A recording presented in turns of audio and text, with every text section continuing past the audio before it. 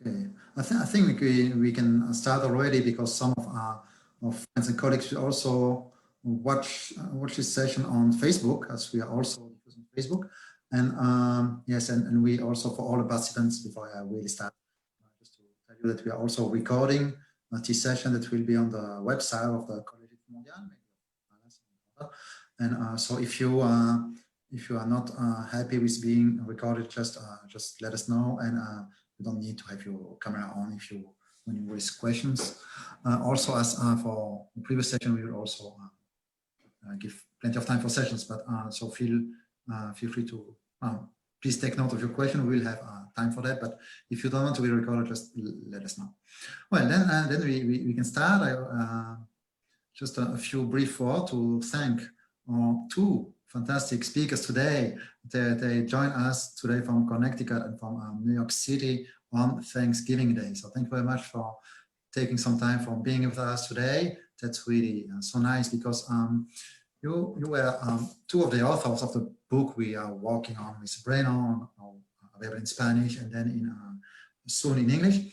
And both of your texts actually talking about the same topic, but from different and complementary perspective on inequalities, racial and social justice in the US, from a broader perspective with Bandana, with a very intersectional perspective, and also with a look at both on the policies and social movements, and very similar but complementary outlook with John, who is also not like most New York City-based academics. He's really very much locally rooted and also very much involved in social movement, which is a perspective that we not only like but promote in this seminar, in everything we do at the ISA. So also would like to thank Breno today, the co-host of this seminar, and also to congratulate him, because today we also celebrate the 15th anniversary of his NETSAL, his fantastic working group on social movements based in Rio de Janeiro,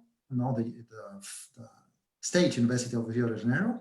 NETSAL is one of the most insightful groups of research group on social movement studies today in Latin America and beyond. Have been so pleased to be able to take part in some of these seminars, and that's really a place where so many young sociologists are getting trained to work not so much on social movements, but to research with social movements, and that's a really fantastic work by Breno there in Rio with Mauricio and a few other colleagues over there. So today is our 15th anniversary. That's something to celebrate.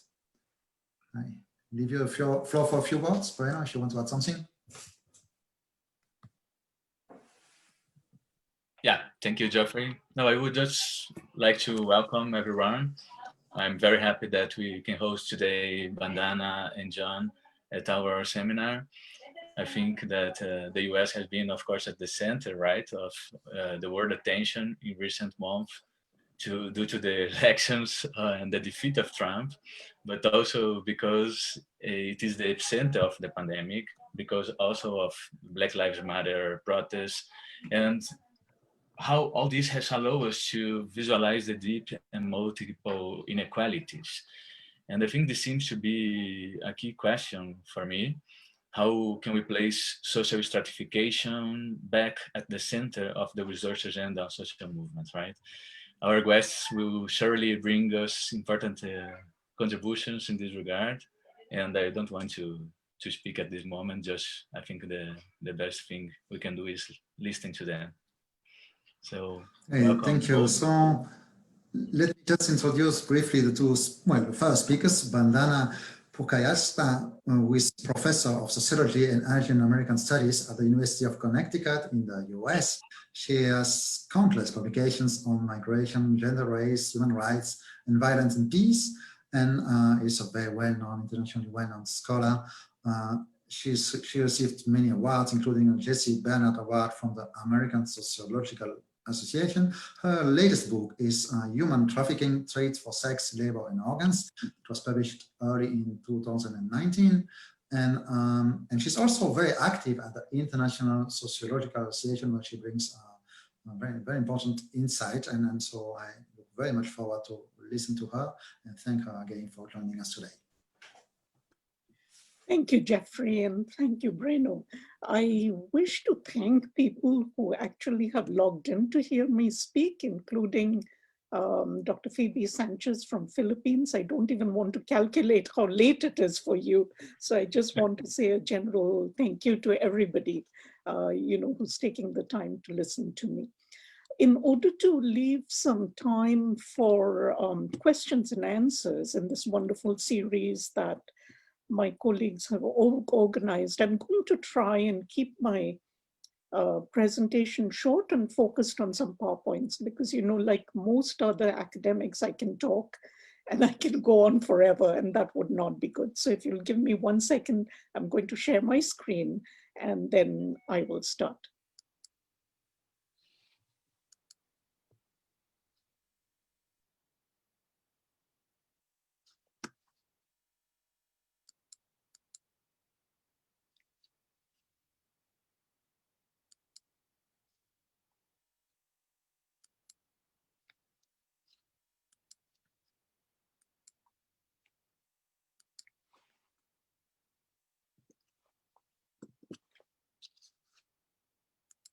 Okay, my sharing screen failed to work, so I will just try to keep myself. Do you want to send it to me so that I can share it? It may be easier. Oh, that's what I tried to do. It didn't share, so let me. Oh, it works. I think you got it now. Yeah, yeah. So I'm going to try and organize my presentation along 3 questions. What do we know? What explanations can we provide or have we provided to understand this current pandemic, and also the kind of other political uprisings and protests that are going on? The pandemic is just one lens through which we're going to talk about these things. And I'm going to end by leaving you with 2 questions that have kind of been haunting me. And perhaps, there are lots of very, very thoughtful people who are listening, and perhaps we can, think of these questions as topics on which we ought to be doing some more things. What do we know? Today's data, here is today's data on what COVID has wrought in the US. 12.8 million cases have been reported. 262,137 people had died. That number, and not just now, long ago, has overtaken the number of deaths of Americans in the last few big wars. That's World War I, World War II, Vietnam, and so on and so forth. The increase has been 57% over the last 14 days. And I just want to emphasize the last 14 days because for a while in some parts of the country, it seemed like this pandemic was under control. But every state, including the state in which I work, Connecticut, and the one in which I live, Massachusetts, have begun to show increases again. So we are in the zone of great fear and great uncertainty of what is coming down the pipeline. Now, the numbers that I gave you are not numbers that we should lightly look at in terms of the whole country, because it varies significantly across groups. And the part that I want to highlight are the racial disparities in terms of who is dying. And of course, I want to talk about why are they dying in such huge numbers. I've just quoted one figure here, which is from a Brookings report. And I have given, for those of you who've had a chance to read the chapter that I wrote there, I've given you the link to the Brookings report, which is based on CDC data. But roughly, what is most startling is this number, that whites comprise 62% of the people in the US, and between the ages of 50, 45, and 54. Within that age group, the number of deaths, 22% white, and then it's the racial minorities.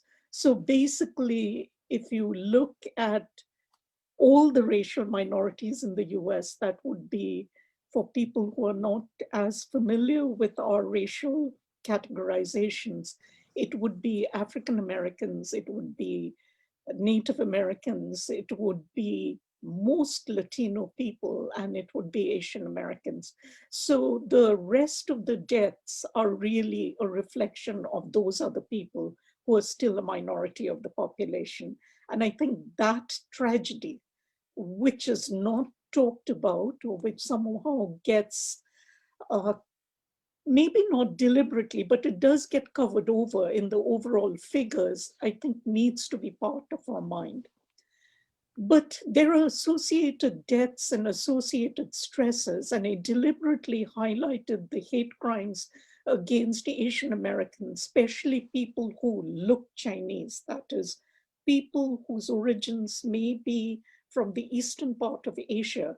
They may have been in the US from the late part of the 18th century, 19th century, who are still attacked, spat on, have to listen to racial epithets as carriers of the Chinese virus, thanks to our still current president, Donald Trump, and people who amplify his words. So that said, that being the data, that this is a pandemic that overwhelmingly affects racial minority groups, what have social scientists been able to say about it?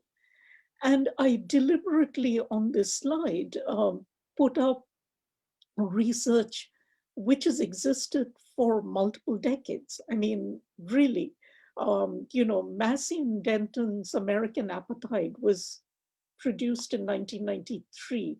And the kind of disparities we're talking about in terms of deaths and who's getting the disease reflect a lot of other structural factors. So segregated housing, which comes from a whole series of other institutional arrangements targeted primarily against Black Americans, but also have over time included Americans who have been vilified in multiple ways.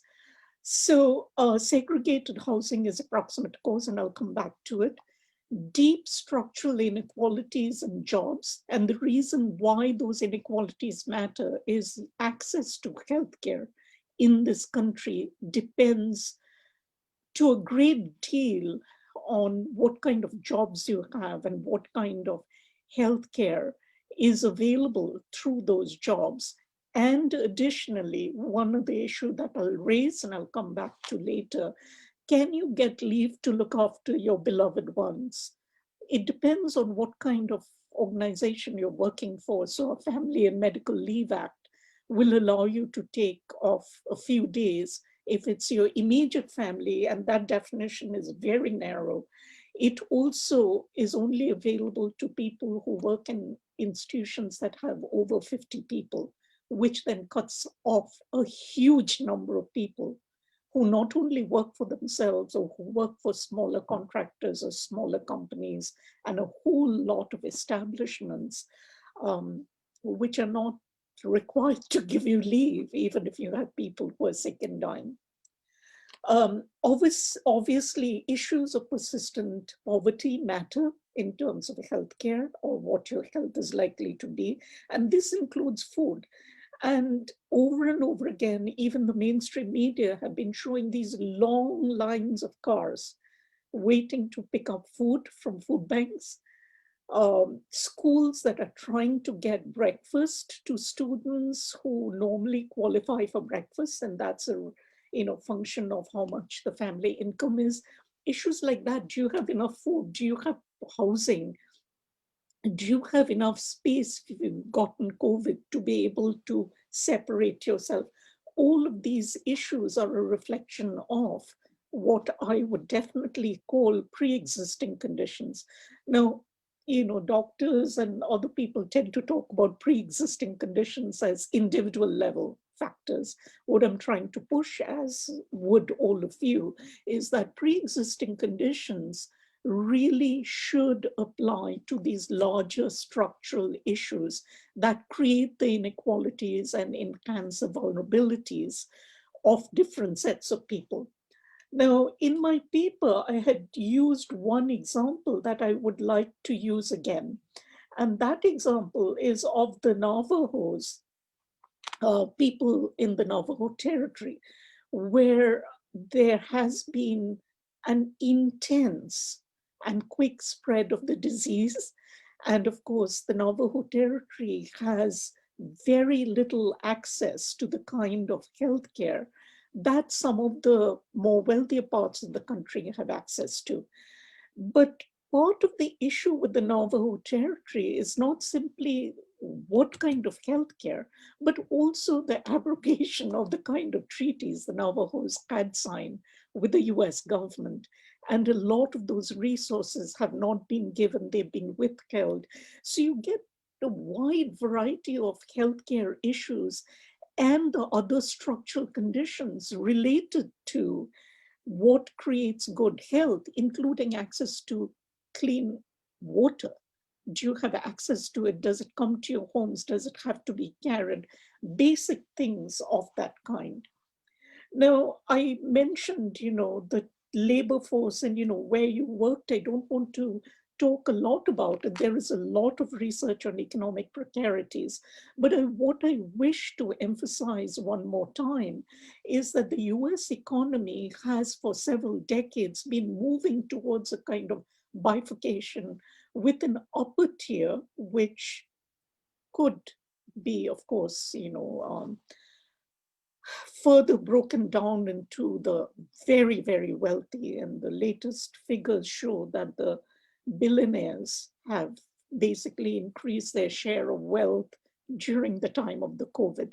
But forgetting the billionaires for a while, I'm just talking about, the white collar workers who are, able to access healthcare and so on, who also are able to buy the services, personal services of a lot of other workers who kind of permanently are in the lower tier. These are the workers who would provide the childcare. They would be the healthcare aides. They would bring food to the houses. They would do the customized laundries. They would be the workers in the restaurants where the relatively affluent eat.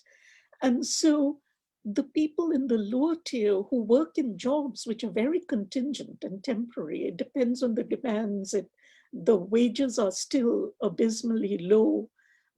Many places it's legal for the wages to be low, for example, in the New York restaurant industry.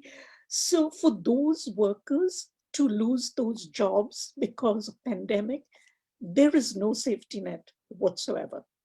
Now, the US did actually pass a trillion-dollar safety net, but it did not necessarily reach all the people who are struggling. And then the second round of the stimulus, of this care package, is currently just caught up in politics. It's unlikely to happen. There seems to be no political will amongst the Republicans or President Trump to get this passed. And frankly, after the election results, there has been very little talked about the pandemic. So that political starting point is important for us to keep track of.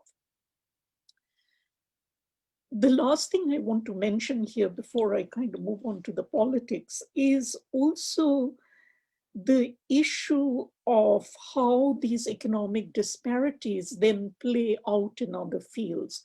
One simply is because a lot of us are professors, how it's played out amongst our students.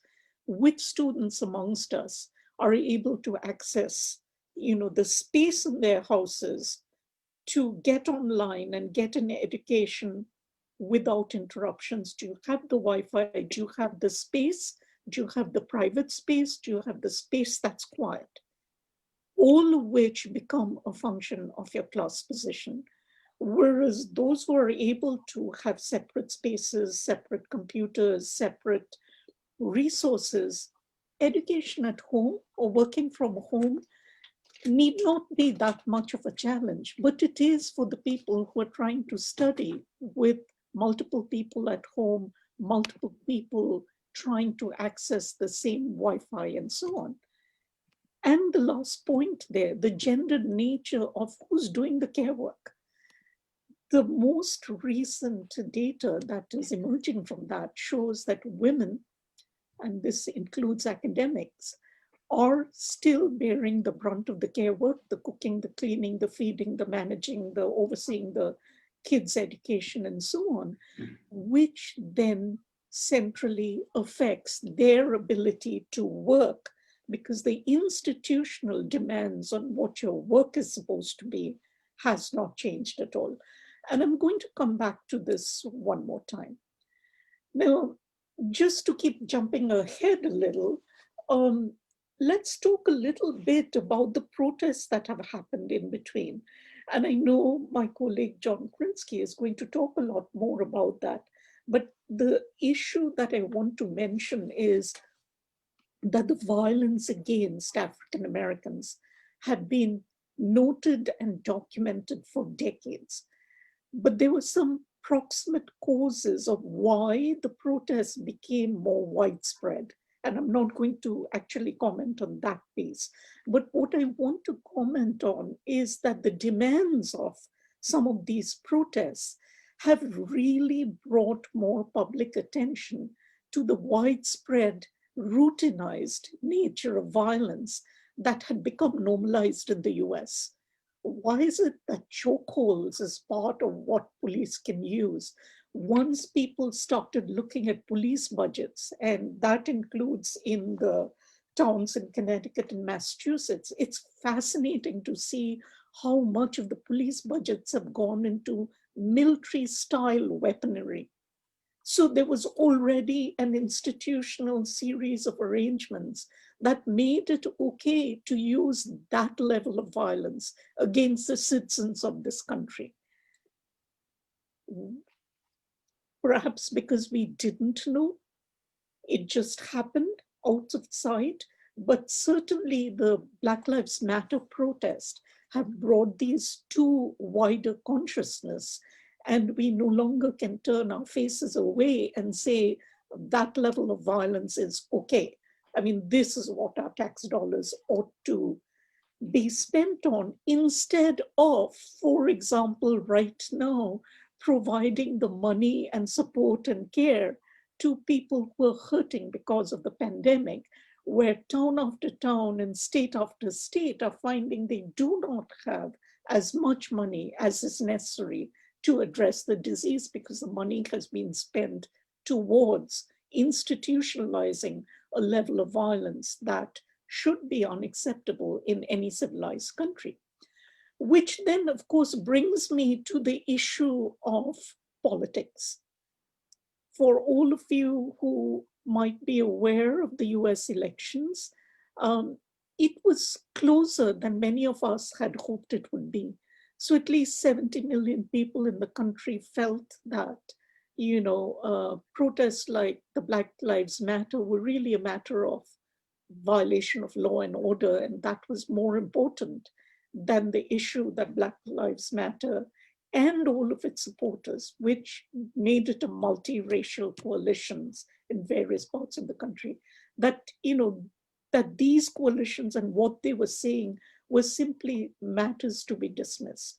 And of course, I can talk about this later. They were dismissible because you have an entire industry feeding manufacturing, stories and messages saying COVID is a hoax, manufacturing stories about the law and order problems around the nation, that peaceful protesters, somehow violated norms as they were exercising their First Amendment, and so on and so forth. So to go back to one point before I make my last 2 points is that our social movement literature has certainly documented that when movements happen, the protesters create frames and then powerful counterframes are created to try and maintain power that the protesters are trying to puncture and challenge and question. And in the US, we have indeed seen that.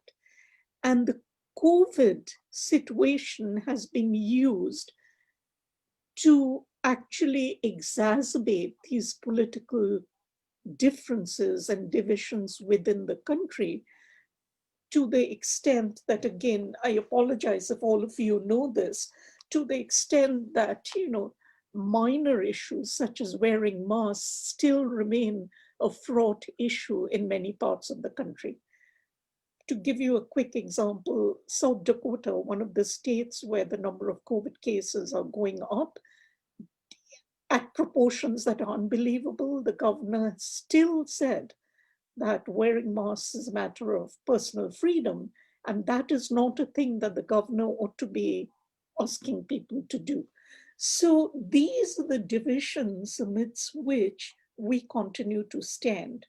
The racial disparities don't seem to have affected the thinking of many in the country, while at the same time it has galvanized many people who had never had a chance to think about the level of violence and what we have agreed to in terms of police violence or how people should protest and so on. There is a middle that is now appalled to find out that we have been implicitly agreeing to a lot of institutional arrangements that, if we confront it, we find to be abhorrent. Within that state of the country, and looking at the time I have, I want to get to my last point. So there are a few things in amidst our, our kind of reflection on COVID and how our lives have changed, and even thinking about protests and so on, that we have not reflected on, I feel, as sociologists sufficiently. One is, on the one hand, we know that the Black Lives Matter protests worked really well in the sense of organizing because of social media. On the other hand, I think as sociologists, the part we have not paid a lot of attention to, or perhaps it is just me, and I stand to be corrected on this, is that we are not paying heed to the costs of connection, as Coldry and Mihas has called it. That is, as we use social media, as we must for many of this type of organizing, what kind of data are we giving to whom, and what do they own, and what do we own? The US's privacy laws are nothing like the EU has. So this is a conversation we ought to have. That is, the more we are online, the more we are on Zoom, more we are on Facebook, more we are on Twitter, anything. Who is getting the data from us, and who owns it, and who can reuse it in what form, who sells it, and who benefits from it? And I'm saying this to raise this question that I actually have about our lives now. So we are working from home, and our universities are all very happy. We have deans and provosts and presidents constantly telling us how grateful they are for us to work at home. But for those of us white collar workers like myself who have the privilege of working from home, one, we are subsidizing our workplaces because no paying rent, no paying for all of these charges. But more importantly, the more we get exhausted at home, the more we are distressed at home. The question we have not asked is, as these boundaries between home and work become even more fluid, who is in charge of our occupational health issues? If I collapse today because I've been sitting badly, typing badly, don't have the equipment for ergonomic, whatever, even amongst all my privileges, who exactly is responsible for that? It's a question that ought to be asked. What kind of institutional changes do we need to really support the kinds of care work we are all doing? So that's a set of questions that I think we ought to be asking. For that matter, when protests happen and people are sprayed with tear gas and so on and so forth, who exactly ought to be in charge of the healthcare that's necessary after those kinds of violent pushbacks by the government. The second question, and this is a political sociology question, I feel. Some of my colleagues in the US and some colleagues in India, we've been doing a study on migrants and COVID-19. And one of the sets of data that we're looking at is newspaper, this print, either online or actual paper accounts of the progress of COVID related to migrants. And the fascinating issue is how the issue of migrants has dropped off from the political conversation. But it matters. It matters in the US because a huge number of doctors and nurses and healthcare aides in the US are immigrants, often first-generation immigrants because of the ways in which the US immigration laws have worked. And the US even now has, so in other words, nurses, for example, are recruited from particular countries and so on. The fact that the frontline responders who are exhausted, who are being sick, who are dying, but doing the work of caring, and those are immigrant contributions, has not appeared in any newspaper that we have been able to find in the US. And that's a travesty. It's a travesty that people are caged and they're getting COVID. Don't get me wrong about it, but it's a travesty that we are not talking about immigrant contributions because it goes back to the longer political issue that at one time there'll be another resurgence of the kind of politics that will designate people as foreigners and designate foreigners as taking away much needed resources for the country. So if we don't have the discourse and we don't have the framing right now to show who make up the first responders in huge numbers, then I think we are setting ourselves up for a political defeat that we ought not to be doing. And we have the data on all of this. It's a matter of putting our multiple sets of knowledge together to constantly interrogate, even in the US, why do we continue to be divided even as we stand? Thank you.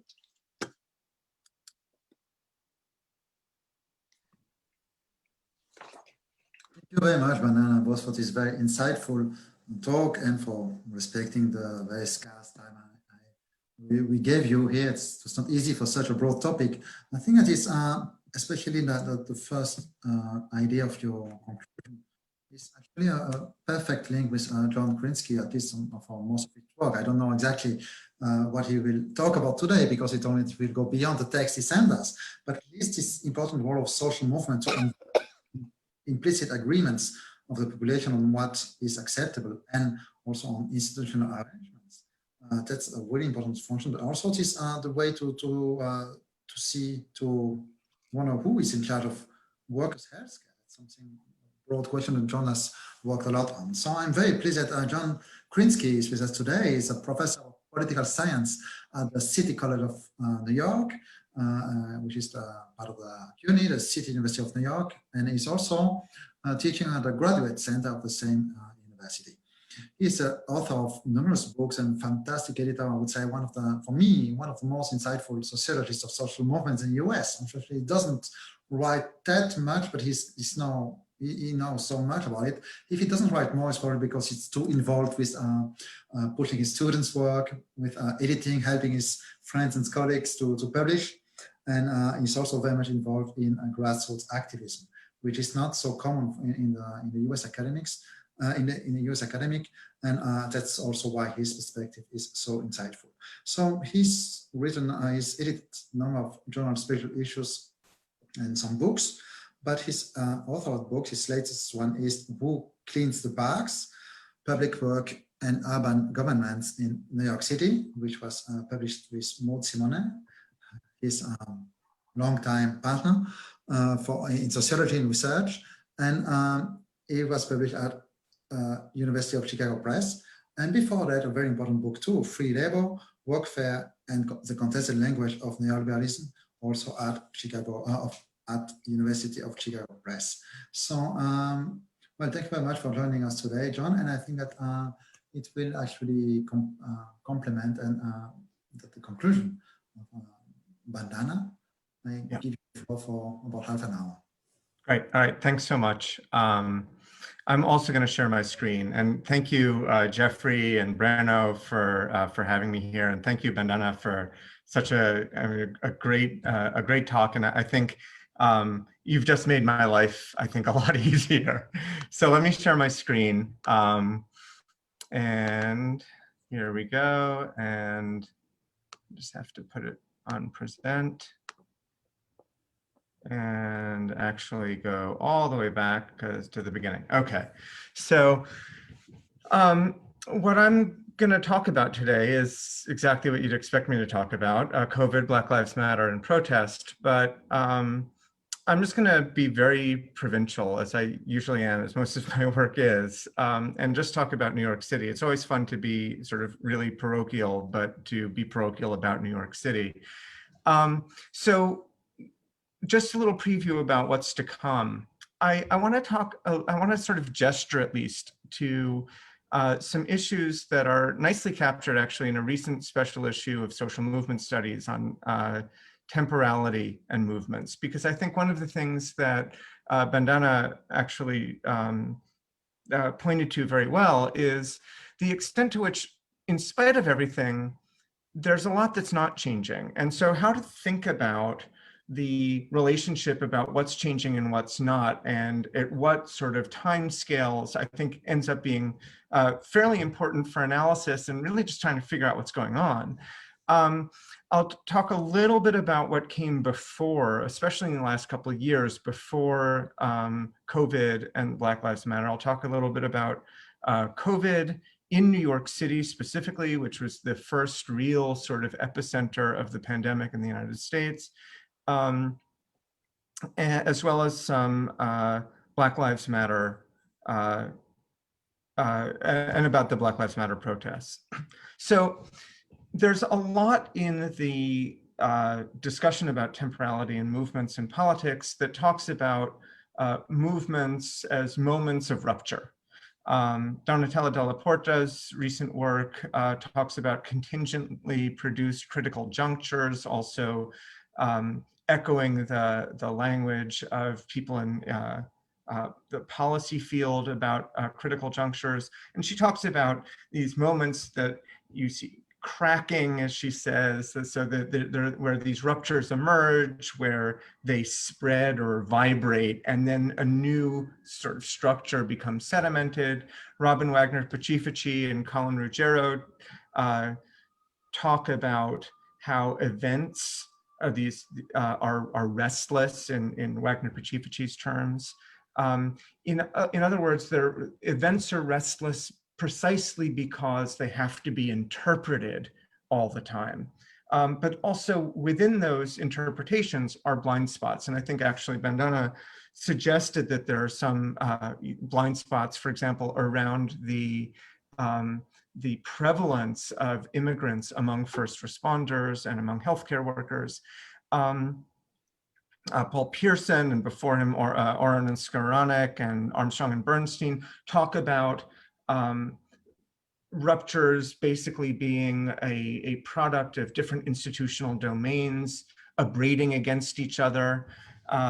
Kevin Gillen talks about multiple vectors. He talks about timescapes. Lefebvre talks about rhythm analysis. But what Gillen is basically trying to talk about is the way in which there are always in a given space and period multiple what he calls vectors or multiple sort of passages through time of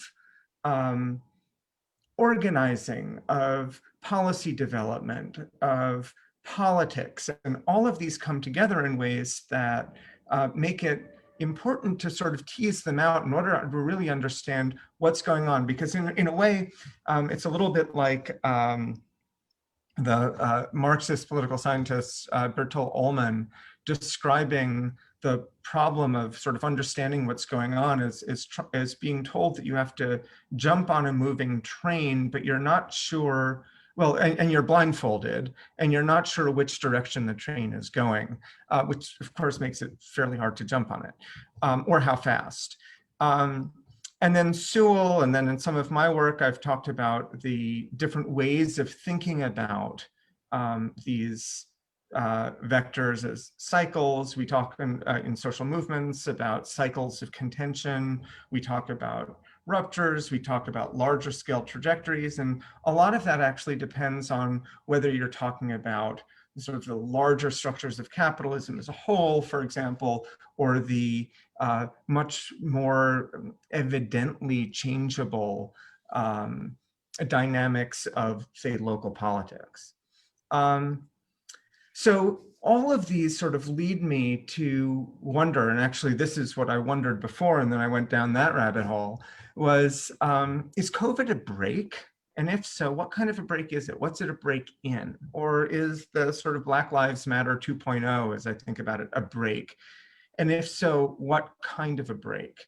And how can we tell? And so what if it is a break or it isn't? What do we do with this information? And what do we do with those conclusions?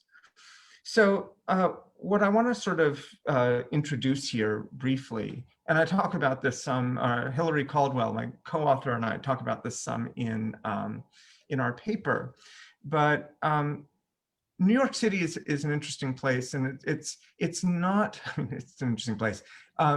It's not all that different from some fairly large cities in the United States, but it is really probably the most organizationally complex city in the US in the following way. There's an enormous civic infrastructure that developed over the last century, and that includes charities that were involved in the very formation of the contemporary social work discipline, for example, to groups that grew out of radical movements of the 1910s, the 1930s, the 1950s, the 1960s, and a lot of them are still there. And so they bear different histories, they bear different styles.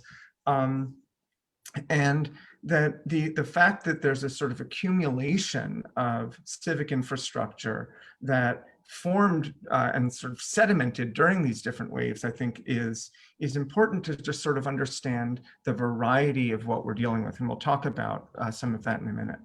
There's also pretty much been one party domination, largely speaking at the local level for a long time, with the exception of mayors. And the mayors in New York are relatively strong.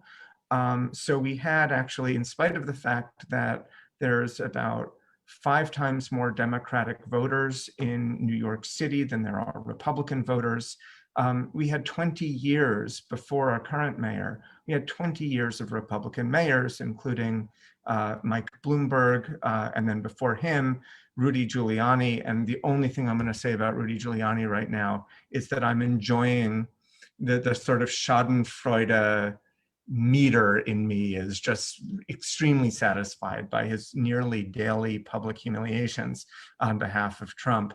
The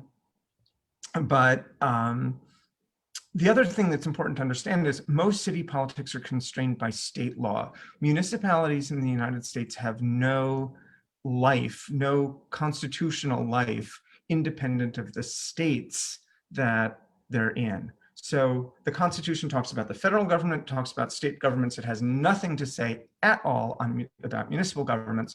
So there's a lot that municipal governments depend on their states for. Now, we've had split government at the state level, and I think one of the things that Vandana sort of talked about, and when she talked about the fact that 70 million or more people voted for Donald Trump, one of the things about the geography of that vote is that there's a real split between urban and increasingly suburban areas and rural areas in the United States, such that you've probably heard, if you're, because I think the sort of global news space is filled with our garbage too. You've probably heard about red states and blue states. Well, if you actually look at the geography of even red states and blue states, you'll see that they're really mostly determined by the urban/suburban and rural votes. And I guess the other thing that's important to sort of mark just initially for New York is that after Occupy Wall Street, one of the things that Occupy Wall Street did was that it put on the agenda, on the US agenda, the question of economic inequality. Now, it didn't mean that anything was done about it other than make it worse, because that's what we're very good at. But we did have the campaign in 2016 and then again in 2020 of Bernie Sanders, who's a moderate socialist, but he's a socialist, and he talks very much about being a socialist and having the one, and the politics of the 1% and the 99% and the millionaires and the billionaires. And that was exactly the language that Occupy Wall Street used as well. And out of that, there's a generation of activists who were sort of socialized within Occupy, but have gravitated largely to the Democratic Socialists of America, which is a much older formation, but it's a kind of united front kind of organization. It's a pretty non-doctrinaire socialist grouping. And what's important about that is that for the first time, certainly in my own 51 years, there's a kind of ideological structure that's being lent to a lot of the sort of otherwise very diverse kinds of organizing that's happening on the ground. So now I want to cut to the years just before COVID. At the city level, there were some major victories that were gained by community-based organizations, including the right to a lawyer in housing court for poor people facing eviction, which we didn't have before, and now we do. There were the usual losses over land use. Real estate runs New York City, and in spite of a great deal of organizing, the city still made a whole bunch of decisions about land use that largely benefited big real estate investors. The one exception, and I can't believe I didn't put this in the slide, was Amazon, that a coalition of very well organized groups fought back a proposal by Amazon to site a second headquarters in New York City. And the reason that was important was... Oh, I'm sorry. I'm sorry. Was somebody trying to say something, or was just somebody not on mute? I'm just not sure. Exactly. Please, could you all mute your... Oh, okay. I just wasn't sure whether someone was trying to ask a question. I didn't hear well. Yeah, about that. But the importance of stopping Amazon was that it was one of those victories that gave community organizations around the city a real boost of confidence. And then there are also some advances, some smaller advances for efforts to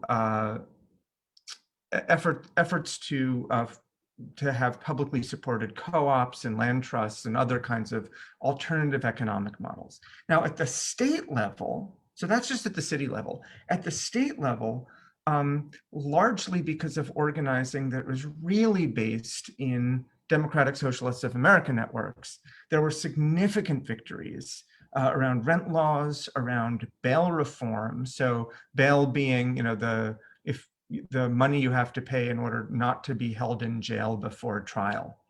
And it used to be that New York State allowed judges to set cash bail at very high levels, so that a lot of the people who were in jail were simply awaiting trial because they couldn't pay their way out of not waiting in jail. So it became a way to sort of punish people preemptively on the front end if they couldn't pay money. There were other victories, and so that was rolled back quite a bit. There were other victories on immigrant rights and trans rights and environmental issues. So there was a very successful session in the state legislature, in part because the Democratic Socialists of America and associated groups helped to elect new progressive politicians into the state legislature. So this is a picture of when the tenants found out that they had won major victories around rent laws that limited what landlords could do. And this, without going into this, this is something that a group called No IDC NY. IDC was the Independent Democratic Caucus. It was a bunch of Democrats who caucused with Republicans and made it impossible to pass progressive legislation. This No IDC NY group was a Democratic Socialists of America affiliated organization that, or the people who were involved in it are also DSA activists, that really helped to promote these new people into the legislature. This is an enormous list of very progressive policy that changed in 2019. So that's the sort of confidence that groups were looking to build on in 2020. And then we got COVID. Now, just to sort of go back, there's all of these different policy domains, scales, and vectors going on at the same time. I won't go through all of this, but these are some of the groups, the sort of groupings around housing, homelessness, education, higher education, et cetera, that are trying to figure out what the next sort of political openings are. And then you have, and the sort of vectors, you have everything starting to be taken over by the national elections. First the primary elections, then the national elections. The state and local elections are now upon us. They just were as well. They happen they happen every year, really. The Trump administration's attacks on immigrants, and also just the constant eventfulness of the Trump administration. There's sort of a new outrage every day. And then there was the COVID emergency. And at the same time, sort of growing tenant power and organizing by immigrant workers. So all of these things are sort of going on at the same time. So how do we make sense of this? All right, first, we just sort of go back to say, all right, what did COVID do and who did COVID affect? These are maps of New York City with the highest rates of positive COVID-19 cases at the height of the pandemic. Are the same places where the service workers work, where people live in rent-burdened households. That is to say, they pay more than a third of their incomes on rent and often more than half of their incomes on rent, and also people of color. So if you look at these maps, they don't match up exactly, but they match up really, really, really, really well. And so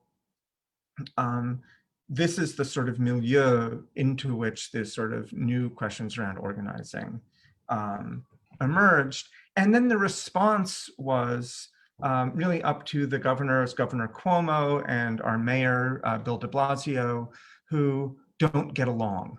So there's a real dysfunction that they are incapable of cooperating, and thousands of people died, I think, because they were incapable of cooperating. But Governor Cuomo basically then started to have a daily press conference, which contrasted with Trump's nuttiness.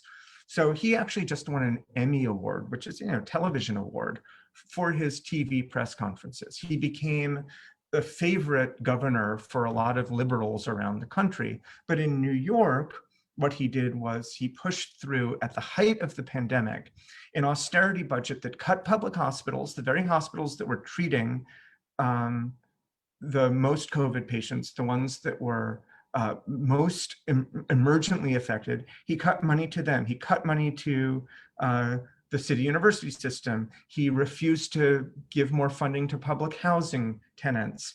One thing after the other. He even made a commission where he put somebody who's a high up person at Blackstone, which is a private equity firm, which people in Barcelona, for example, know as the biggest vulture fund. And he also put other things in the budget bill that made it harder for third parties in New York State. He rolled back bail reform which meant that there were more people who would be stuck in jail during the COVID pandemic, and jails and homeless shelters were places where infections were going absolutely crazy. And he refused simply to raise more revenue. So he used the COVID pandemic as a way to plead poverty on the part of the state, one of the richest states in the country, in order to cut a great number of public services. Now, I don't know where I am on time, but I'm just going quickly. So what I've actually done is I've been doing this research with my undergraduate students, which is why it's super preliminary. But we looked at 8 coalitions. What's that? I'm sorry. We looked at 8 coalitions. Again, a problem of microphone, sorry. Oh, it's okay. We looked at 8 coalitions in New York, 3 around housing, the Right to Counsel Coalition, the Housing Justice for All Coalition, which was the one that did a lot of the statewide organizing and won the victories in 2019, the New York City Community Land Initiative, which I'm very involved in, but also a coalition to push for a public bank, for funding for CUNY, the city university system, the New York Immigration Coalition, which is enormous, Communities United for Police Reform, which is a very large coalition around reforming the police, and the New York City Environmental Justice Alliance. So we looked at those, and we looked at the members of those groups. And there were 435 organizations among those, 88 organizations of which are part of more than one coalition, and 22 organizations that are part of 3 or more coalitions. So you get a sense of sort of how pretty well connected all of these sort of grassroots political formations are in New York. And then we looked at 4 time periods. From January 1st to March 21st, which is when the city sort of began to shut down because of COVID. From March 21st to May 27th being the day before the first protest around the murder of George Floyd in Minneapolis. From May 28th to June 30th, which was the height of the protests around Black Lives Matter, with June 30th being also the day when the New York City budget was passed. And then from July 1st on to November. And what we looked at was, we looked at Facebook events that all of these groups, all of the 88 organizations that were part of more than one coalition, we looked at all of the events that they advertised on Facebook and the other co-sponsors. And we looked at really networks of cooperation. And our very preliminary results, I just want to highlight the last line in each of these periods, the average degree. That is to say, the average number of connections that any of these 88 groups had to another group. And it nearly doesn't change throughout this whole time period, across these different time periods. Now, again, these are very preliminary results. The data are still a little bit messy, but they do actually suggest something that I think is kind of important, which is that it looks as if that in spite of all of this uprising, especially from late May to July, very little changed with respect to the way that groups relate to each other. And here's a piece of that network. Here's the sort of biggest component of that network. And what you see actually is some pretty regular clustering. This is a clustering around immigrant rights. This is a clustering around education. This is a clustering, I have to look closely again, around also around immigrant workers' rights. This is around queer activism. This is the housing cluster. This is all of the radical Asian and South Asian groups that relate to each other all the time. And this is mostly a cluster from the Bronx, from the borough of the Bronx, which has a lot of groups that are sort of geographically work very closely together. People, in other words, were laboring in their normal trenches, we can say. So what about claim making? So another group of undergraduates and I are looking at Twitter hashtags. And again, this is not cleaned up data, but what we did was we scraped Twitter for all of these 88 core groups. So we sort of at all of these 88 core groups from November 10th, 2019 to November 10th, 2020. And we found about, more actually, but about 149,000 tweets. Now within those, there were 36,000 that had hashtags associated with them. And Black Lives Matter does not appear almost at all before May 28th. And overall, it appears and its variants appear in about 1,300 tweets. Defund the New York Police Department and its variants also appear in about 1,300 tweets. And both of those are really almost all after May 28th. But interestingly, both first center around education. So some of the first groups that are starting to tweet out defund NYPD as a response to the Black Lives Matter are education advocates and education organizations that are really responding to the policing of high school students. So it's another hashtag is cops not counselors not cops.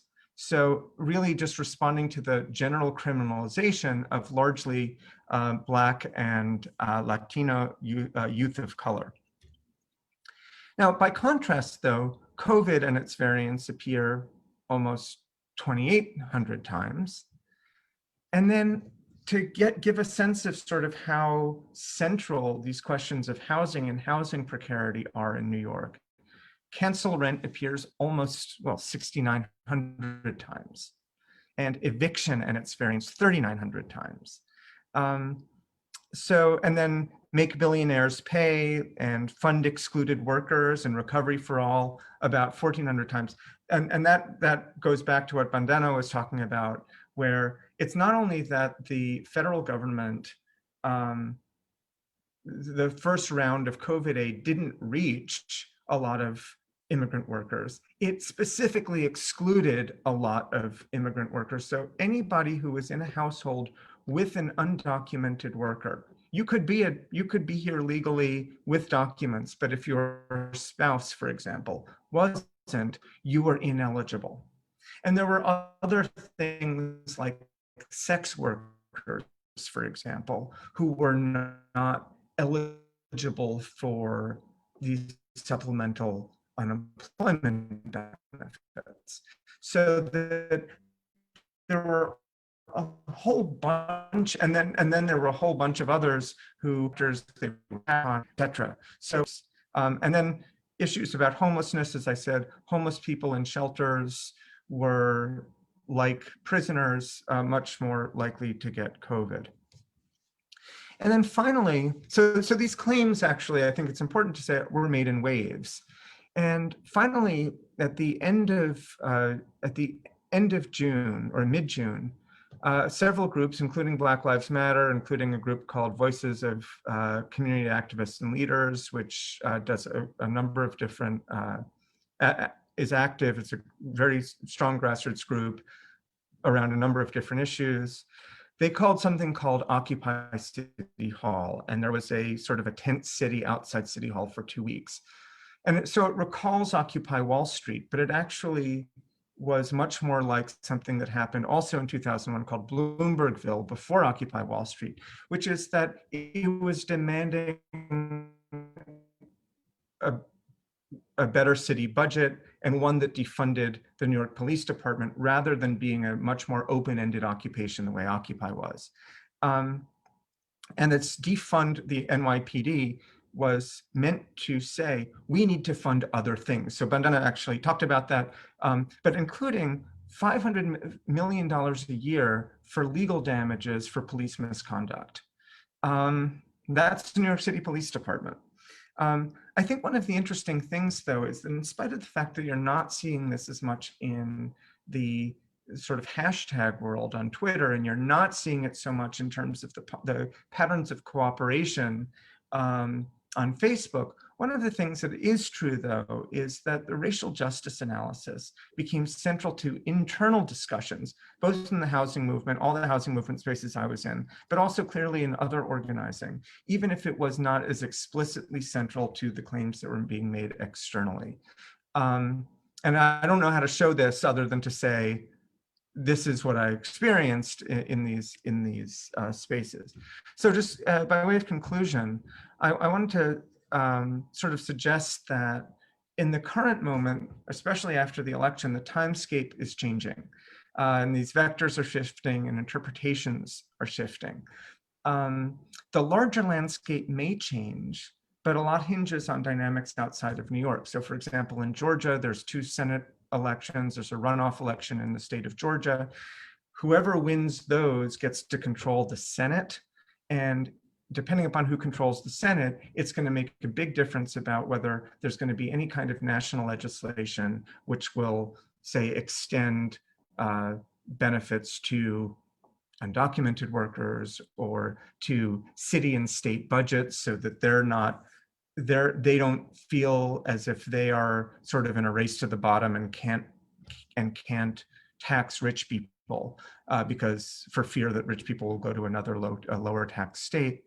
But there's also New York City Council elections starting, and the Democratic Socialists are very involved in that. And the New York State Legislature just in this last election got a new Democratic supermajority, which likely then lowers the power or takes away power from Governor Cuomo, because now there's a state senate that could override a veto of his, and that hasn't been the case at all. But there's also interurban networks growing, so that the people in Minneapolis and people in Seattle and are talking to people in New York and talking to people in Philadelphia, and that the movements themselves are getting more networked around the country, which is going to be an interesting sort of development, I think. But locally, the focus is still on fighting back and fighting forward on local policy initiatives. So some of what you saw in the sort of Facebook network results. And all of this, and then the last thing I'll say is that I think that there's a specific and lasting animus among activists in New York toward the New York City Police Department. The union for whom, for which supported Trump, they have been really sort of very public that police don't feel as if they need to be held publicly accountable. They were extraordinarily brutal against protesters over the summer. And so this, I think, is going to continue to be a kind of rallying point for people to say, there's a there's $6 billion police budget. We have to keep thinking about how else we meet human needs, especially in the wake of COVID. And I'll stop there. I've already gone on too long.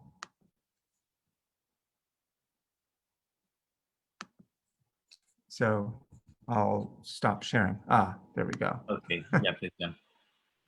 Thank you very much, John. Thank you very much, Bandana. I think we had two really insightful and complementary presentations.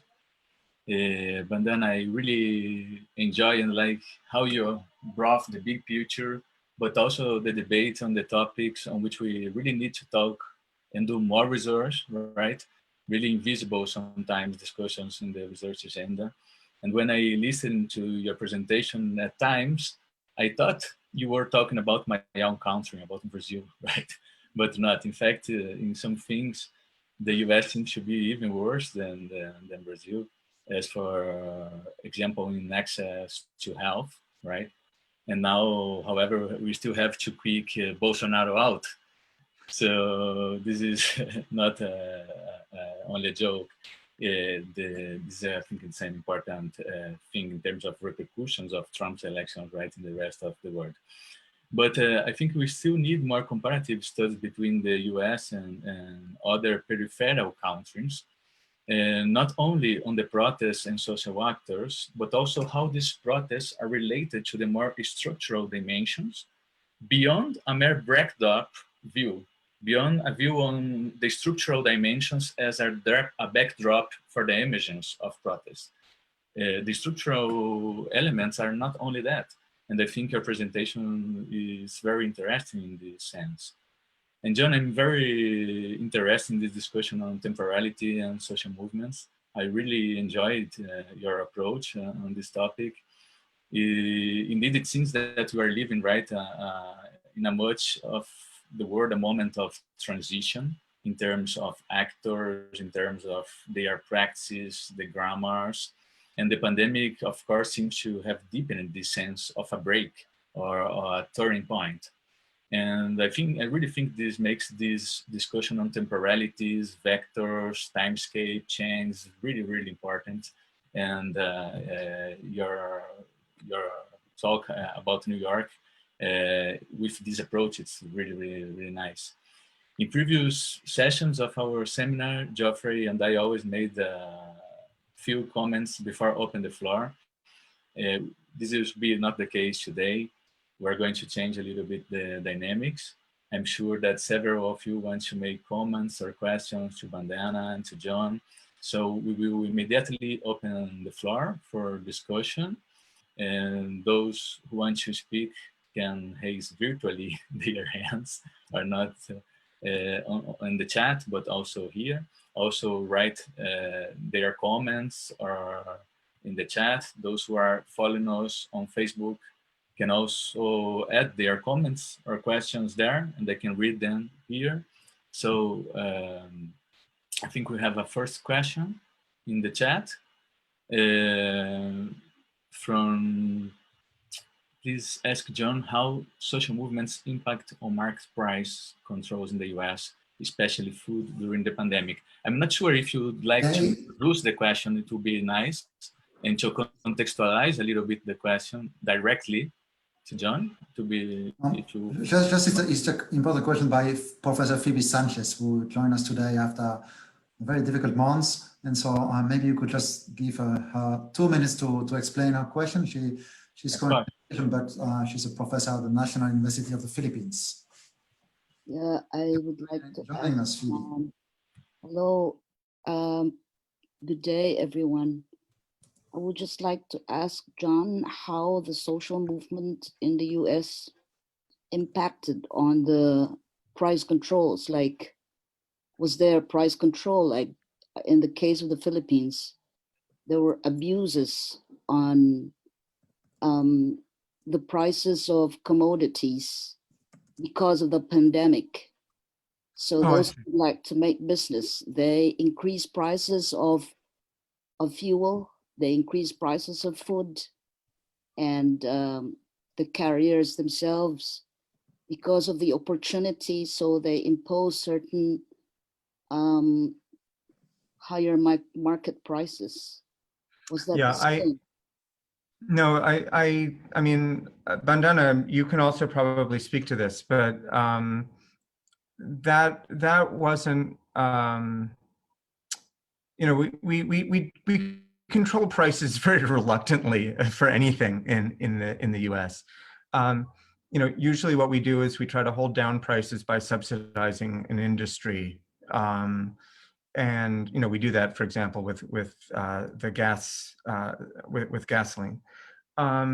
So there wasn't that kind of thing. The thing that actually did, the one sort of area that I can think of that where the protests, and in fact, I would even say that it was the strength of organized tenants, not just in New York, but also in other places around the country before COVID, that led the governor and then the federal government to impose eviction moratoriums, so that in effect what that did is that it took rent, at least to some degree, off the table for a whole bunch of months. Of course, you still owed the rent. And when the eviction moratoria are lifted, which is happening now, there's all of these people who are in far too much debt to pay back rent. And that's one of the big struggles that's happening now. And so part of that hashtag cancel rent that I talked about as being the most frequent hashtag, that's actually a demand for the government to say, all right, people aren't going to be responsible for the rent money during the period of COVID. And that if a landlord, there's a lot of big corporate landlords who can actually take the loss, but if a landlord needs help, we'll have the landlord apply for aid rather than tenants. And it's quite a radical demand in the context of how sort of welfare state programs work as well. But that's the only place that I can think of where this was the case. But thank you. I hadn't actually thought of that in the sort of comparative terms before, and I think it's a really fruitful way of thinking of it. Thank you. So I want to just add a couple of quick observations, Phoebe. Again, thank you for that question. I agree with John. The US doesn't, except I think for gasoline and just gas, petrol, doesn't usually do price control that way. But here are the other few things that happen that lead to, I think, what you were trying to get at in terms of food. So at the beginning of COVID, there were lots of farmers that basically destroyed milk, eggs, and other food supplies. Right? Like literally, it couldn't be taken to wherever it had to be taken. So those were destroyed. Now, this mismatch between there is food that could have gone to food pantries and a whole series of things, it didn't happen, means that people ended up paying more. But because there are not these centralized policies, very often when people are paying more, it remains really hidden. So that's one. Also, the US depends on seasonal labor, seasonal migrant labor for picking crops, agriculture. And with these series, literally a whole floodgate of law that the Trump administration passed during COVID and before it, it's not wholly clear who was able to come to pick those crops. So an average grocery store kind of prices have indeed gone up without any government, talk about we're raising prices for this and that. Along with that, a lot of the immigrant businesses just hurting. And I keep coming back to immigrants partially because that's what I know, but the small grocery stores and so on and so forth, their supply chains are affected. So all of these kind of, they're little illustrations to the question you were asking, along with what John said. No price controls per se, but the outcome is certainly to increase hunger and food security, insecurity, excuse me. Thank you. Thank you. Thank you, Vandana. John, thank you very much for your question at this late hour from India, to follow us from India. Thank you very much. We already have about 5 questions in the chat. The first one is a very specific question from Julian.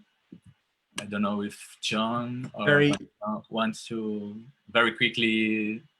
Yeah? Very quickly.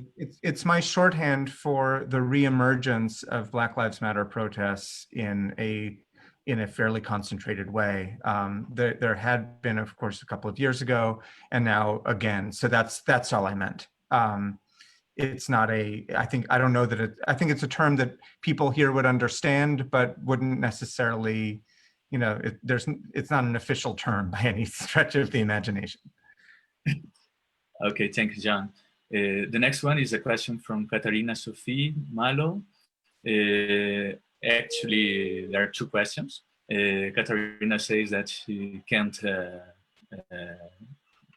his mic is not working properly. So I will read both questions. The first one is, how does the Black Lives Matter movement deal with the pandemic specifically? And the second one is there a form of transnational network between the Black Lives Matter movement in the US and Europe? There are two questions about Black Lives Matter movement.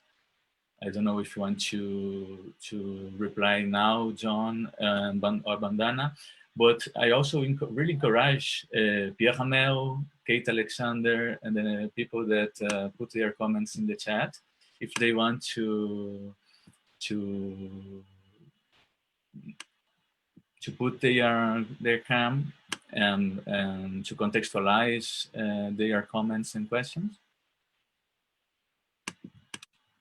In this meanwhile, maybe we can reply these two questions, John.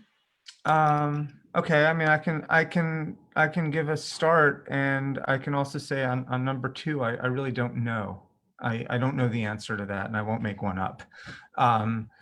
You know, I would love to be able to make one up, but that just simply wouldn't be honest. I don't know.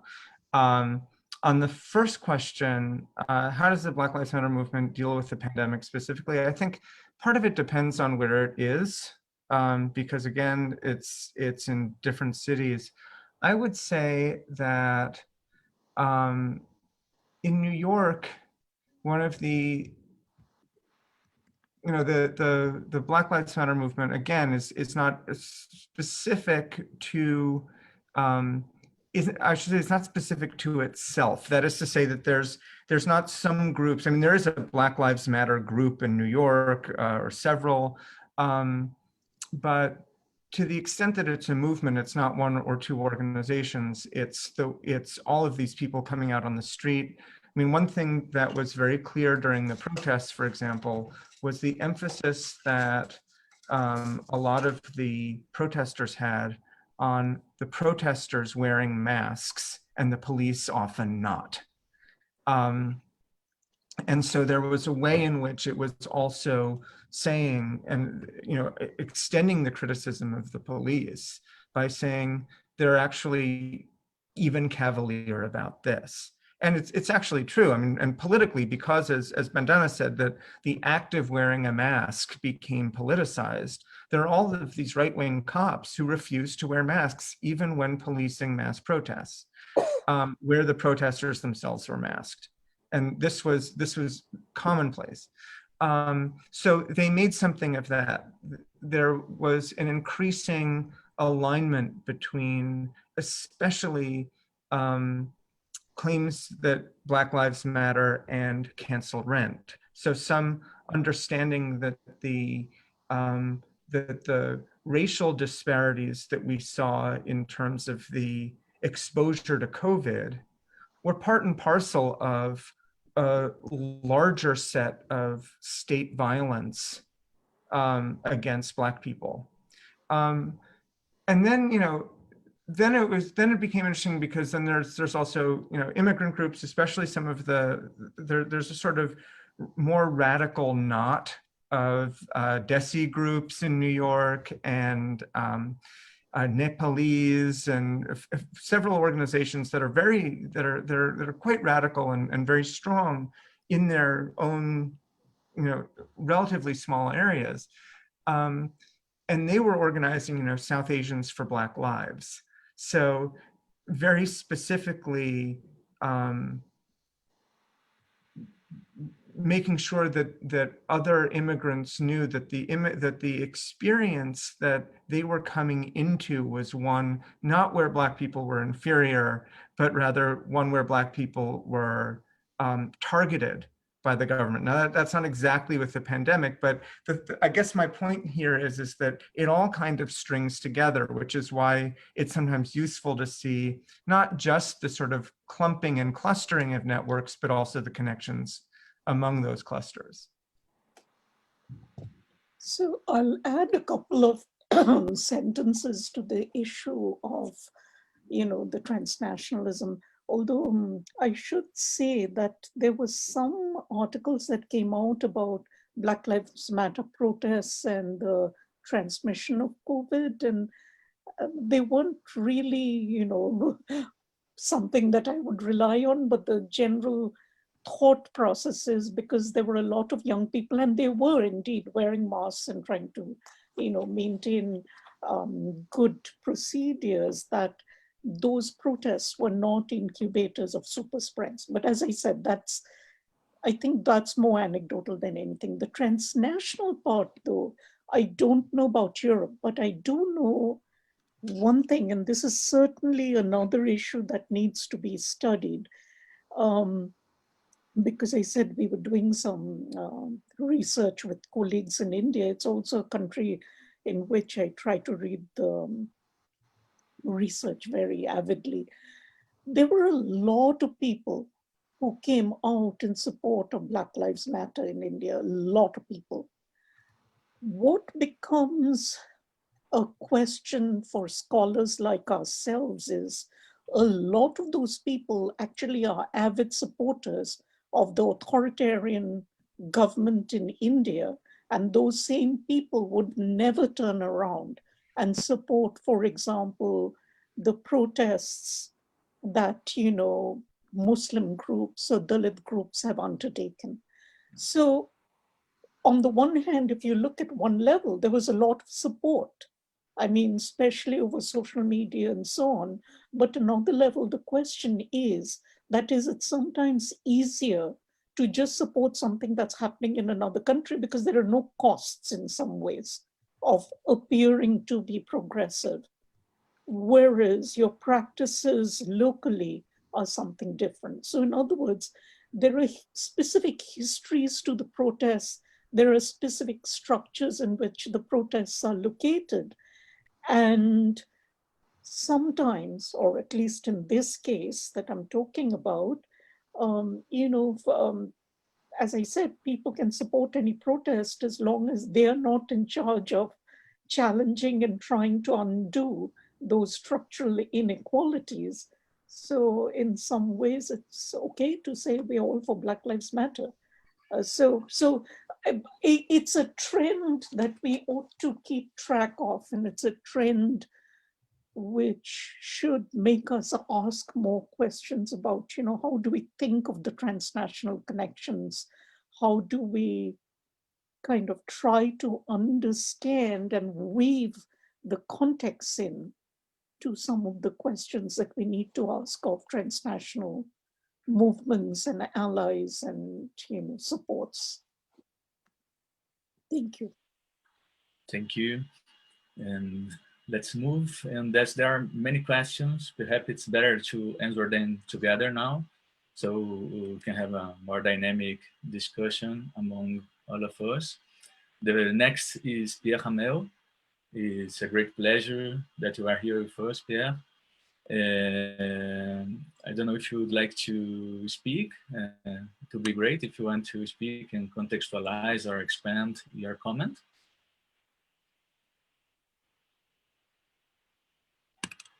Well, I can do that very quickly. Thank you, Pierre. Okay, no, just my point was just that I find interesting the quick literature review that John did, and especially this difficulty to understand change in relation to collective action. But the question I have was simply to see, after what you described in New York City during COVID and in the month since March, does it change the way you see at the capacity of collective action to and the way collective action is coping with change? What are the transformation of your understanding of change and collective action after you you describe and analyze what is going on during and after COVID. Yeah. Is it clear? Yeah, no, it completely is. I started actually to compose Please, Jenny. something. Yeah, if you don't mind, we can follow, get a couple of questions and you Sure. reply them. Yeah, because actually, thank you, Pierre. The question that Kate Alexander posed out is quite related to this Yes. one, right? I don't know, Kate, if you would like to also to expand a little bit, but I think it's a very related question. And also you have a good question from Buket Tukman. Nice to see you, Buket, here. And if you'd like also to, it's not properly a question, but a comment, right? I don't know if you would like to formulate a question or to expand. Yeah, I would like to formulate briefly, because I'm in France, and during the COVID and before COVID, I was in France, and in France there was this rise of uprisings before COVID, before the pandemic, and then during the pandemic we had to lock down, and we had to digitalize everything, even the struggles, and then now during the pandemic, they voted in the parliament in France some laws that we were against, and we are trying to go out, even though there is it is forbidden, but we are going out to protest.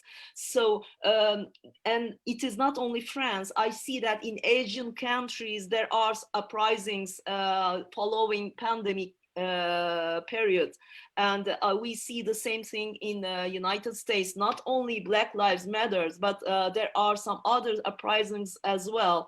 I think that we are passing through an uprisings period. They are re-emerging in many countries, and they are parallel from country to country. But what I don't see, and I would like to ask what they see in United States.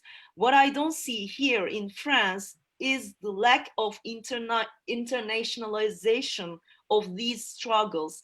In every little country, people are struggling for the very similar questions, very similar issues, but they don't interact with other countries' uprisings. What they are thinking about this?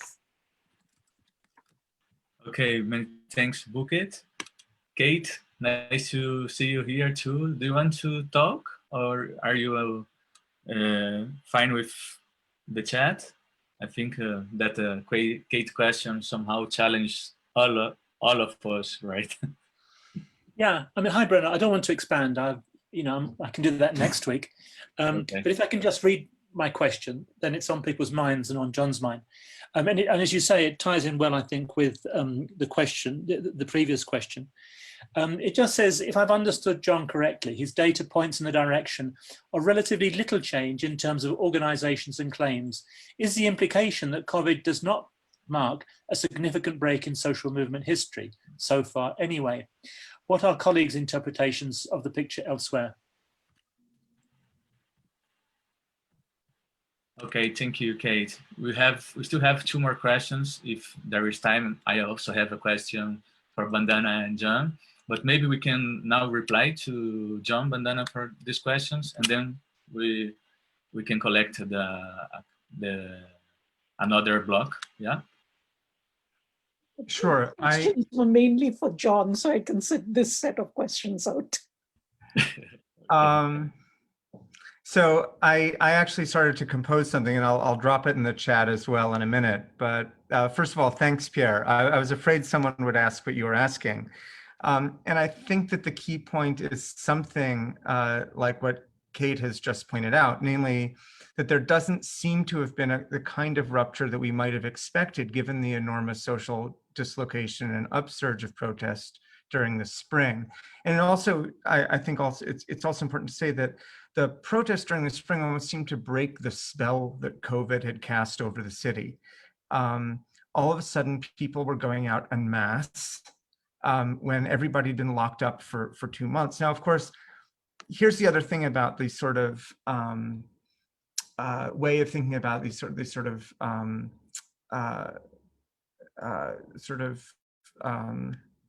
streams of events and how they develop. The other thing that was happening, these vectors, as Kevin Gillen would talk about it, what was also happening, of course, was that the incidence of COVID in the city was declining significantly by the time, June 1st was the period where we had, under, I'm trying to remember, under 1,000 cases in the city or something like that. It had fallen significantly. My wife is a physician. She's at Mount Sinai Hospital, which had a lot of COVID cases. At one point they had 5,000 people in the hospital with COVID. And by the end of June, they had 3.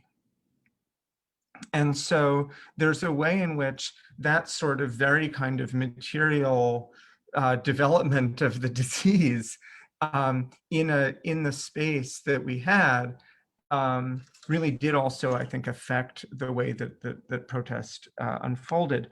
But I think in general, at least the organizational data point to groups really buckling down and trying to get their work done that they were doing beforehand. Because there was, in part because COVID actually simply made that work that they were doing anyway even more urgent and even more visible to other people. It wasn't as if there had to be necessarily a whole reorientation of the social movement activist field in New York, because they were working on these issues anyway, which is partly the point that I was trying to make in sort of talking about the victories of 2018 and 2019.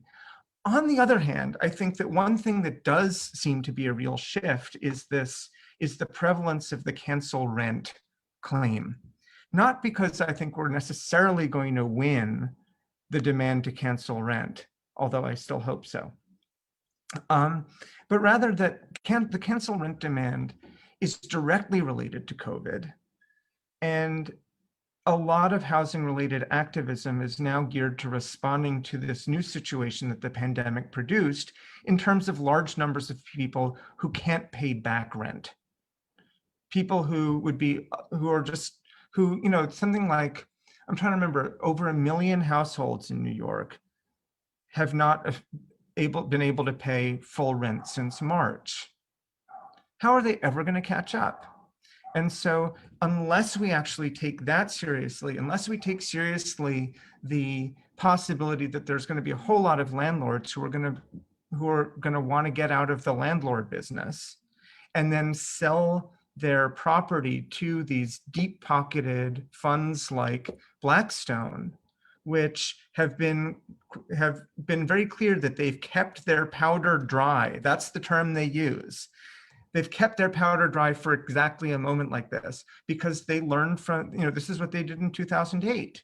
And so they're looking, so now what's interesting is that the sort of cancel rent movement or the cancel rent demand has really become something that is very much a break. On some level, it's very much a break because it's gotten the quite extensive housing movement in New York to come up with actually a much more radical demand than they ever had before.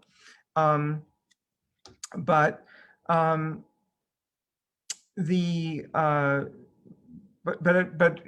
to sort of Pierre's question, I think there are some ruptures, but and of course there is something just on the issue of temporality. It's also that the fact that I didn't really go back to figuring that out is just partly a result of a too hastily prepared presentation.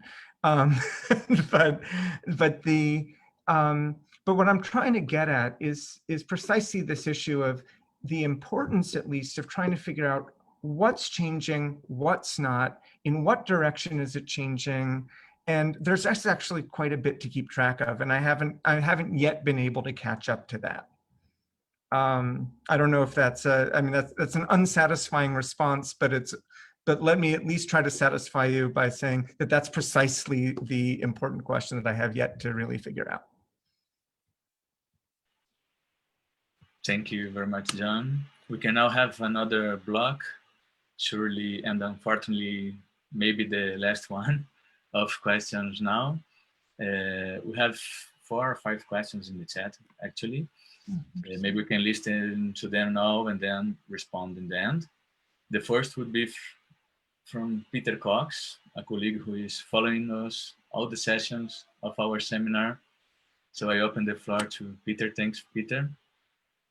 I think actually John has mostly answered that by talking of the direction he wants the work to go in. So I'll step aside because I think that's implicitly already there. Thank you. Okay, thank you very much. We have another specific question from Julian. Don't know if you would like to develop this, Julian, or we can, yeah, thank you. I can try, thank you very much. I know this is not the exact topic, but I was hoping to find some information on that because I started researching on the impact of George Floyd's death on the Black Lives Matter movement, and it's pretty hard to find data on that. And so I thought I'd just ask here because I assume that especially pictures of George Floyd and the sentence "I can't breathe" actually made a difference in the framing of this social movement. So maybe I can get some information here. But I just started, so my question is a bit broad, so to speak. Okay, thank you, Julian. Now, I think, yeah, we have the pleasure of having here with us Margit Meyer. Margit, do you want to also to speak and to develop a question, or are you okay with the chat? Well, it's just a very simple question, but before I get to it, let me thank both speakers for fantastic contributions. Thanks so much.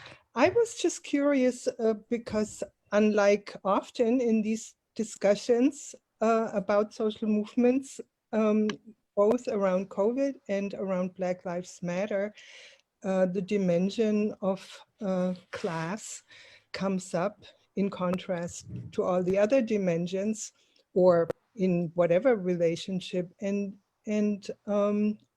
here I heard it only indirectly, especially in Bandana's talk, but and understandably not in yours, John, because you were more organizationally interested, but because you emphasized the role of DSA in New York City, it reminded me of this uproar over the disinvitation of Adolf Reed, who is, you know, a Marxist, Black,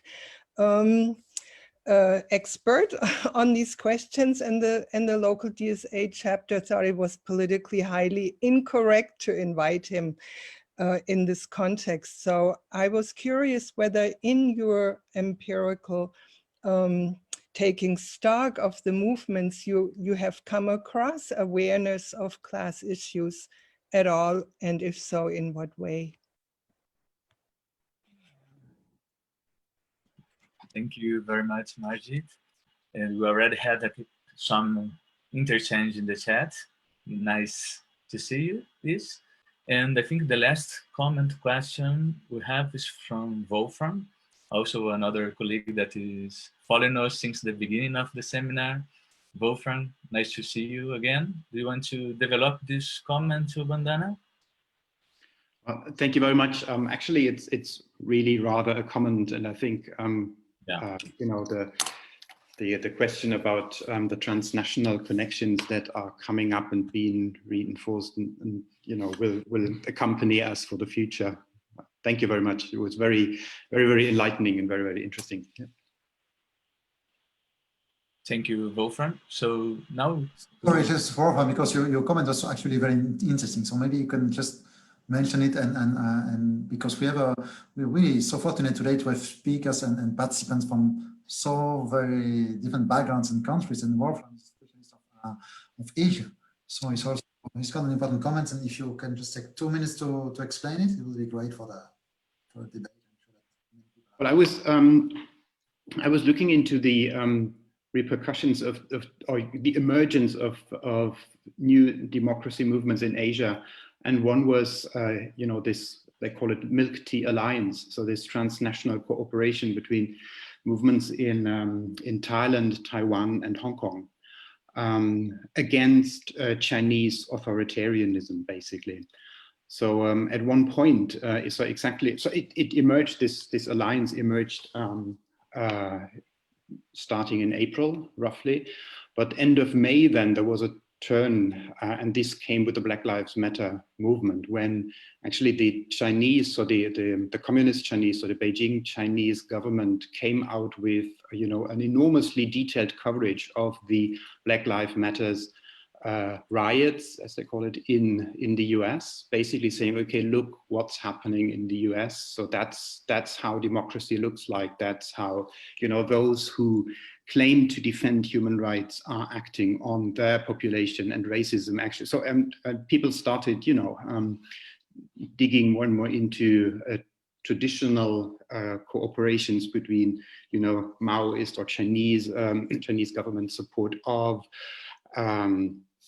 anti-racist movements in the US, right? And actually this was then used against the Hong Kong pro-democracy movement, because at some stage Hong Kongers really used the American flag and posters saying, please US intervene and liberate us from Beijing. How naive it was or not, but these are pictures and memes that were floating around. So there was then this strong argument made from the side of China, of Beijing, China, saying that, okay, you Hong Kongers, is this the type of democracy you are asking for? So is it, you know, the type of racial suppression and police violence that you're looking for? And it was very difficult for the Hong Kongers to find their position. So the leadership came out quite quickly and said, you know, they are protesting against a different kind of authoritarianism in the US, and it's kind of a movement close to us, while others kept saying, okay, this is a riot supported by the Chinese in the US, and, you know, our common enemy is, you know, China. So it was very difficult to you know, discuss it. And what happened was, and when it was silenced basically by the decision of Twitter to delete about I think 200,000 Twitter accounts mid of June. So that's when then the discussion that was fueled by the Chinese Communist Party's bots and online army, when that was silent, and it's, you know, it kind of it was not discussed any further any longer, but it was a big issue for the Hong Kong movement. Thank you very much, Wolfram, for this nice reflection. In fact, thank you very much, all of you, for this quite active and interesting participation. So let's hear Bandana and John. Maybe you want to make a comment sooner or later, Geoffrey, but let's hear Bandana and then John. Is that fine? Well, I think I really don't have a final comment, though I certainly appreciate hearing from Wolfram about, you know, the Hong Kong case, which I hadn't obviously known about. But in a way, just even listening to your questions, and John can correct me if I'm wrong about this, in a way, I feel it's kind of remarkable the Black Lives Matter and the protests against the police spread so quickly across the US, in spite of so much of kind of, you know, the police, and in places the, you know, higher level paramilitary ranged across against the protesters. And the reason why I'm saying that in a way it was remarkable is because in several other countries, when COVID hit, that basically shut down all of the protests. And I think Bouquet was talking about that, you know,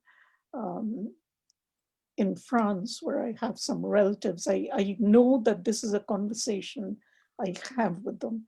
Now, I don't have an answer to that whole thing, like how did it sustain itself for this long, beyond the, the academic part about the networking and so on that John very effectively showed. But I feel like there is something more that happened, which again, I'm not the social movement scholar per se. I just read whatever y'all write. And it's almost like there was a, pent up energy against a lot of things that were happening in this country that also in a way got channeled through and expanded through the Black Lives protest. Because it then started, also getting people thinking about, the funding and where it should go, the rent issues and so on and so forth. So there is a larger set of political issues that I think got woven into this process. And with the elections emerging, in November, I think there was also a little bit of, if we can't stand up for these things now, what are we looking forward to when we formally cast our votes and so on. So these are just stray thoughts. I mean, I know it doesn't answer your larger questions, but just stray thoughts about, my thinking about the movements, and certainly feeling without any real academic evidence that these networks also then played into the organizing for the elections and getting the votes out despite gerrymandering, despite all of the challenges that were thrown at people, in whether it was in states like Texas or Georgia or what have you. So there is a larger churning going on in the US, and Black Lives Matter in a way, I think, provided that moral point of, which is the line that we do not wish to cross. As I said, these are just my stray thoughts, not an academic, well thought out answer, but I'll just stop there.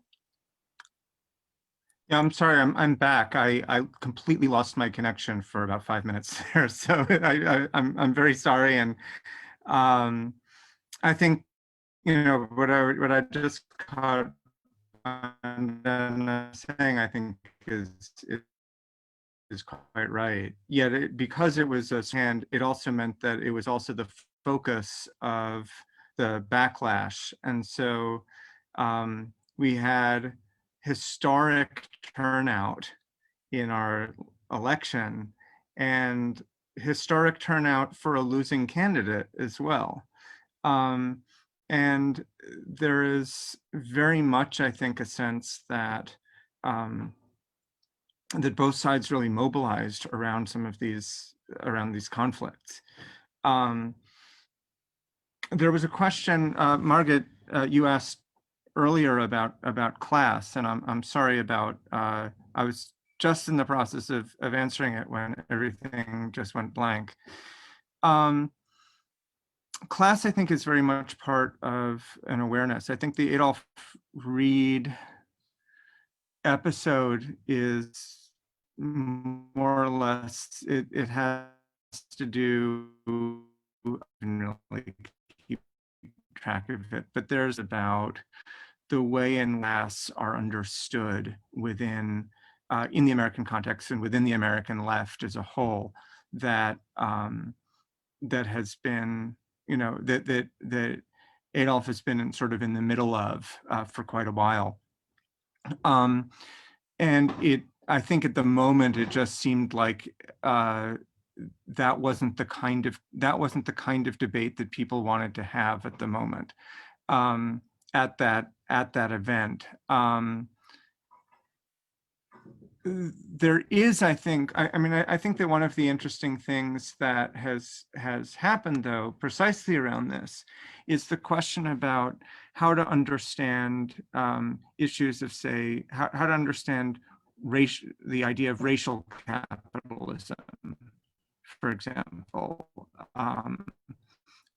So that race and class are seen as not separate identities, but as interpenetrating lived realities.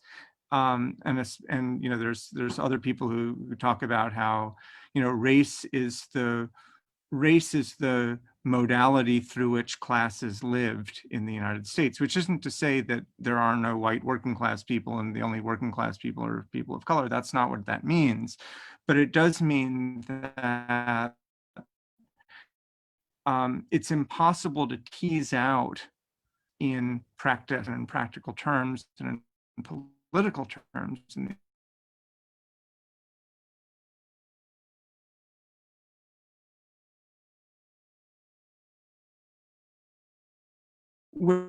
become actually really, really difficult and locally and nationally variable questions. It's important, but say classes, class as a lived category is very much at the center of what's bringing together a great deal of the groups in New York. And that's something that as I said, I haven't seen in my lifetime. You know, you could think about a similar dynamic probably with the Communist Party and various other left formations in the period between, say, the turn of the century and the 1930s. Even up through the 1950s, in fact, in actual fact in New York. But there's been a 50-year or 60-year gap in that. And I think that there's something that's important about how, not just how class is orienting the discussion, but how class and race are orienting the discussion, getting people to talk about not just segregated housing, but the different ways in which, say, land use decisions put different groups, usually working class people of color, at differential risk for displacement from their neighborhoods. So there's just a great deal of discussion there, but I think the fact that a lot of the sort of generation of DSA activists were politicized around Occupy, which was explicitly around economic inequality, sort of set this moment up in a quite interesting way. Okay, thanks, John, Bandana. We are unfortunately running out of time, but I really would like to thank John, Bandana, and all of you very much for this session. As Geoffrey said in the chat, we had a really diverse audience and great questions. And I would like also to remind that our next session will be next week, next Thursday, exactly, with two great guests from Lebanon and South Africa. We'll have Kate Alexander from South Africa, and also we'll have the presence of Alexander Kassir from Lebanon. And I'm sure that we'll carry on this conversation also next week. So hope to see you all next Thursday, and thank you for your participation. Many thanks to John and Banan for joining from the US on Thanksgiving. Thank you so much for that. And it was a very international audience, international discussion. That's also where it was so great to have both the insight from the US and in the international discussions. It was really fantastic. Thank you very much. Hope to see you all again next week then, and then for final 2 sessions. Thank you again, everyone. Thank you so much. Okay. Thank you. Bye. Thank you. Bye. Bye.